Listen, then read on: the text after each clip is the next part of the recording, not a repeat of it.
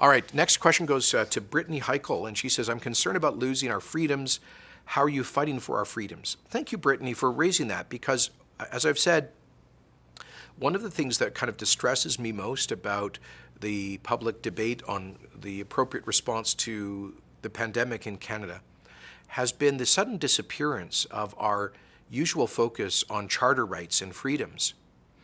I mean, the NDP here, for example, they apparently believe there's a charter right for drug addicts to get free illegal drugs from the government. I mean, they invent basically anything that is on their political wish list is a fundamental right. That's what I hear in the legislature every single day. But when it comes to abridging actual, specifically enumerated charter rights and freedoms, fundamental constitutionally protected rights and freedoms, suddenly silence coming from folks like the NDP in Alberta. I mean, Ms. Notley actually said last week when asked about the media, about my concerns of not violating rights and freedoms, she said, there's no violation of rights and freedoms in any of these COVID restrictions. So, look, obviously there is. And we need to be honest about that.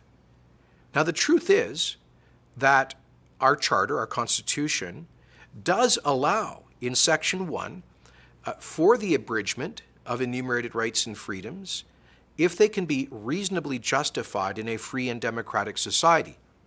And I do believe that in order to avoid a catastrophic situation from a pandemic like this, that certain abridgments of those rights and freedoms can reasonably be justified in a free and democratic society. But the courts have always told us that to be justified under Section 1, those abridgments, those impairments of rights and freedoms must be limited and proportionate.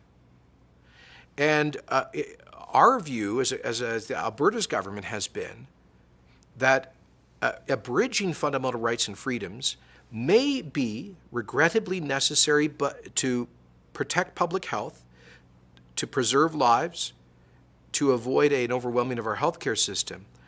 But such impairments of rights and freedoms must be a last and limited resort, not the first resort that so many seem to want. So that's my view on how we have to balance rights and freedoms. I'll give you a concrete example of how we're doing so. The freedom of religion is enumerated as the first two fundamental freedoms enumerated in the Charter. Section 2 are freedom of conscience and freedom of religion. The two are obviously connected. And obviously, freedom of religion, as the courts have said, is inextricably linked to the freedom of worship. And that means not just worship by yourself, but it obviously means community worship. Now, there are some who have called on us to shut down all places of worship because of the pandemic. Instead, what we have done is to put in place strong, but we think reasonable measures to prevent outbreaks and viral spread in places of congregate worship, with a one-third capacity limit, with a requirement of distancing between cohorts, with mask wearing, with a long series of other recommendations, public health guidelines, I should say, including no congregational singing, which can be a kind of activity that leads to transmission.